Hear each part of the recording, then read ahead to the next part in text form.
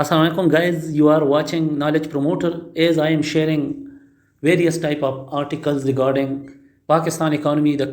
Today I have taken the article about the current situation in Pakistan from United States Institute of Peace.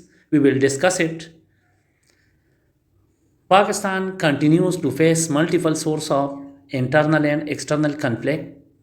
Extremism and intolerance of diversity and dissent have grown, fueled by a narrow vision of Pakistan's national identity and are threatening the country's prospect of social cohesion and stability.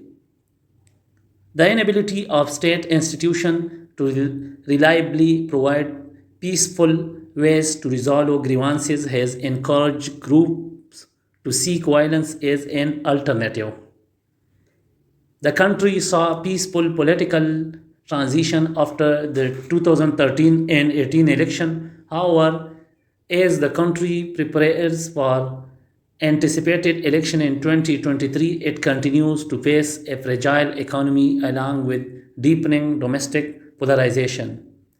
Meanwhile, devastating flooding across Pakistan in 2022 has caused billions in damage, strained the country's agriculture and health sector, and also laid bare Pakistan's vulnerability to cultivate disasters and troubling weakness in governance and economic stability.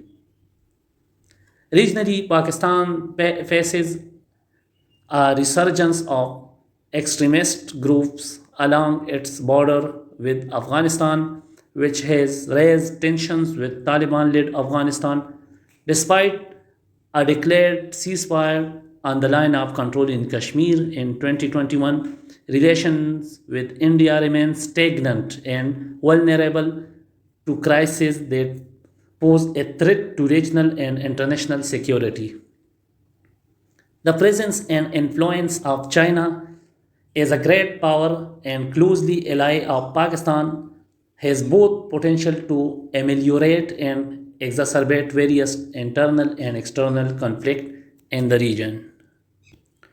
The US Institute of Peace has conducted research and analysis and promoted dialogue in Pakistan since the 1990s and present with a presence in the country since 2013. The institute works to help resolve Pakistan's growing intolerance of diversity and to increase social cohesion.